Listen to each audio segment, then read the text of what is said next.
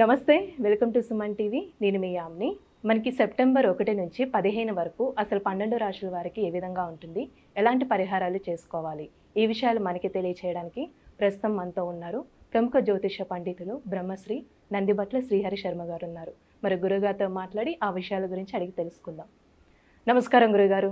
వాగర్థ వివ సంపృక్తౌ వాగర్థ ప్రతిపత్తయే జగతః పితరౌ వందే పార్వతీ పరమేశ్వరౌ. సదాశివసమారంభాం శంకరాచార్య మధ్యమాం అస్మదాచార్య పర్యంతం వందే గురు పరంపరాం. ఆదిత్యాయ చ సోమాయ మంగళాయ బుధాయ చ గురుశుక్ర శనిభ్యశ్చ రాహవే కేతవే నమః. శృంగేరి జగద్గురు పీఠాధిపతులకి, కంచి పీఠాధిపతులకి నమస్కారములు తెలియజేసుకుంటూ కార్యక్రమాన్ని ప్రారంభిద్దాం. గురుగారు, ఇప్పుడు సెప్టెంబర్ 1 నుంచి 15 వరకు అండి అసలు వృశ్చిక రాశి వారికి ఏ విధంగా ఉంటుంది? సెప్టెంబర్ 1వ తారీఖు నుంచి 15వ తారీఖు వరకు వృశ్చిక రాశి వారికి ఏ విధంగా ఉండబోతుందో తెలుసుకునే ముందు గ్రహ సంచారం తెలుసుకుందాం. చతుర్థంలో శని వక్రీకరించి ఉండడం, పంచమంలో రాహువు, లాభమందు శుక్రకేతులు, అలాగే దశమందు రవి బుధులు, మరియు సప్తమందు గురువు, అష్టమందు కుజుడు. ప్రధానంగా వెరసి చూసుకున్నట్లయితే ఈ యొక్క వృశ్చిక రాశి వారికి రాహుగ్రహ ప్రభావము, అలాగే కుజగ్రహ ప్రభావం, శనిగ్రహ ప్రభావం, ఈ మూడు గ్రహాల యొక్క ప్రభావం అనుకూలంగా లేని కారణం చేత కొన్ని సమస్యలు అనేటువంటివి ఎదుర్కోక తప్పదు. అయినప్పటికీ ప్రధానంగా ఈ 1వ తారీఖు నుంచి 15వ తారీఖు వరకు ఉన్నటువంటి రోజుల్లో కనుక చూసుకున్నట్లయితే గ్రహ సంచారం అనుకూలంగా ఉంది, దైవ అనుగ్రహం కూడా అనుకూలంగా ఉంది. కాకపోతే అర్ధాష్టమ శని దోష ప్రభావము, రాష్ట్రాధిపతి అష్టమంలో ఉండడం, ఈ కారణం చేత కొంత ఒడిదుడుకులకు ఎదురయ్యేటువంటి అవకాశాలు గోచరమవుతున్నాయి. వివాహ సంబంధమైనటువంటి విషయాల్లో చేసేటువంటి ప్రయత్నాలు చాలా మటుకు అనుకూలమైనటువంటి ఫలితాన్ని ఇస్తాయని చెప్పవచ్చు. విద్యార్థులకి కష్టముతో కూడుకున్నటువంటి ప్రవేశం, అనుకున్నటువంటి చోట్ల కష్టంతో కూడుకున్నటువంటి విద్యాలయాల్లో ప్రవేశం కలుగుతుంది. ఇక ప్రధానంగా చూసుకున్నట్లయితే ఉద్యోగార్థులకి చక్కటి యోగదాయకమైనటువంటి పరిస్థితి గోచరమవుతుంది. ప్రభుత్వపరమైనటువంటి ఉద్యోగంలో ఉన్నటువంటి వారికి మంచి శుభ ఫలితాలు కలుగుతాయి. ఉద్యోగార్థులకి సంబంధించి బదిలీలకు సంబంధించే ప్రయత్నాలు కష్టతరంతో కూడుకున్నటువంటి ఫలితాలు కలుగుతాయి. కాబట్టి ఎక్కువగా శ్రమ కోరిస్తే కానీ శుభ ఫలితాలు బదిలీలకు సంబంధించి పొందవచ్చు. ఇక గమనించుకున్నట్లయితే ప్రధానంగా ఆరోగ్యం పట్ల కూడాను శ్రద్ధ వహించాల్సినటువంటి పరిస్థితి. జాతకరీత్యా గమనించుకున్నట్లయితే ప్రధానంగా ఎఫ్ఎంసీజీ రంగంలో ఉన్నటువంటి వారికి, అలాగే విద్యాలయాలు, అలాగే జ్యువెలరీ రంగంలో ఉన్నటువంటి వారికి ఆశించిన మేర శుభ ఫలితాలు పొందుతారు.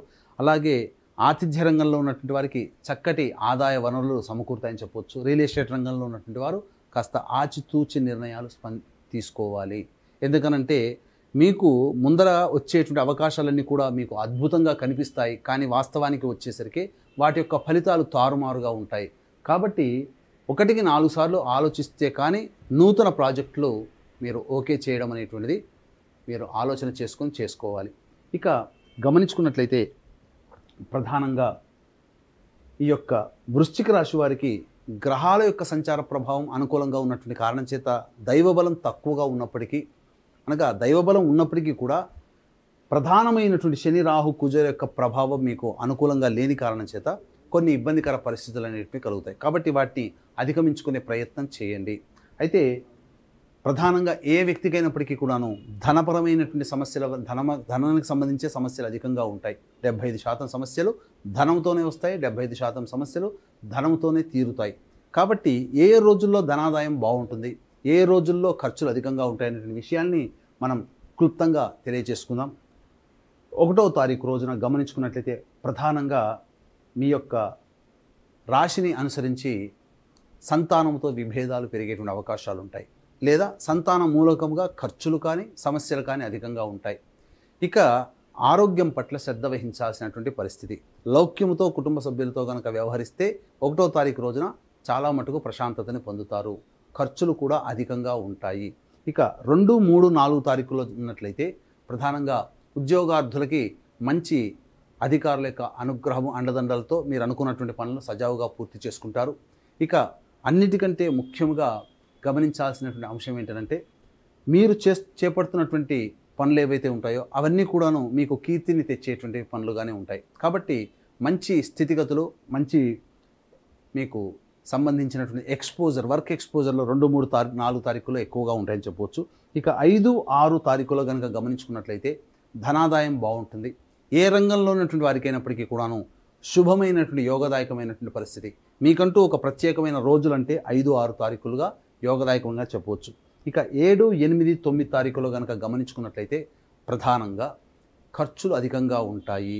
మానసికమైనటువంటి ఆందోళన అంటే ఒక జిగ్జాగ్ వ్యవస్థ ఉంటుంది ఈ 7, 8, 9 తారీఖుల్లో. ఏ పని యందు లగ్నం లేకపోవడము, ప్రతి పని యందు కూడాను ఆలస్యంగా పూర్తవ్వడము, ఇవన్నీ కూడా మీరు ఒకంత మనస్సు ఆందోళన గురయ్యేటువంటి విషయంగా చెప్పవచ్చు. ఖర్చులు కూడా అధికంగా ఉంటాయి. సరిగ్గా నిద్ర పట్టకపోవడం అనేటువంటిది కూడా ఈ 7, 8, 9 తారీఖులో గోచరమవుతుంది. ఇక 10, 11 తారీఖులో కనుక చూసుకున్నట్లయితే ప్రధానంగా అంతకుముందు వరకు ఇన్కంప్లీట్ వర్క్స్ ఏవైతే ఉన్నాయో అవన్నీ కూడాను కంప్లీట్ చేసుకునే అవకాశాలు గోచరమవుతున్నాయి. ఒక ప్రధానమైనటువంటి బాధ్యత పూర్తి చేసుకుంటారు. ఎన్నాళ్ళ నుంచో మీరు పూర్తి చేయాలనుకునేటువంటి పనికి సంబంధించినటువంటివి వాటికి పనులు మొదలు పెట్టడమో పనులు పూర్తి చేసుకోవడమో ఈ 10, 11 తారీఖుల్లో మీరు చేసుకోగలుగుతారని చెప్పవచ్చు. ఇక 12, 13 తారీఖుల్లో కనుక గమనించుకున్నట్లయితే ప్రధానంగా మీకు కుటుంబపరముగా ఇబ్బందులు ఎదుర్కొనే అవకాశాలు ఉంటాయి. కుటుంబ సభ్యులతో వాగ్వివాదాలు పెట్టుకోకూడదు. ప్రధానంగా మీ యొక్క ధనము ఖర్చులు అధికంగా ఉంటాయి కాబట్టి ఖర్చుల శాతాన్ని మీరు తగ్గించుకునే ప్రయత్నం చేయండి. ఏ తర్వాత చెప్పొచ్చేది ఏంటంటే 7, 8, 9, 1వ తారీఖు ఈ 4 రోజుల్లో మీకు ఖర్చులు అధికంగా ఉంటాయి కాబట్టి జాగ్రత్తలు పాటించండి. ఉన్నటువంటి ఖర్చులు ప్లానింగ్ అన్నటువంటి ఉన్నప్పుడు ఆ ప్లానింగ్ ఖర్చుల్ని మీరు తగ్గించుకోవడమో వాయిదా వేసుకోవడం చేసుకుంటే చాలా మటుకు మీరు ప్రశాంతతను పొందుతామని చెప్పొచ్చు. ఏది ఏమైనప్పటికీ కూడాను అన్ని రకాలుగా యోగదాయకంగా ఉన్నప్పటికీ ఈ యొక్క అష్టమ కుజ ప్రభావము ఆరోగ్యం పట్ల శ్రద్ధ వహించాల్సినటువంటి పరిస్థితి. వాహనాన్ని నడిపేటప్పుడు జాగ్రత్తలు పాటించండి. ఆందోళనగా ఉండకండి. ధ్యానం చేసుకునే అలవాటు మీరు ప్రయత్నం చేసుకోండి. తద్వారా చాలా మటుకు సమస్యలు అనేటువంటివి మీకు కలుగుతాయి. సమస్యలు ఆ యొక్క దూరం అవుతాయని చెప్పవచ్చు. ఇక ఏ సమస్యకైనప్పటికీ కూడాను దైవానుగ్రహం అందరికీ తప్పనిసరి.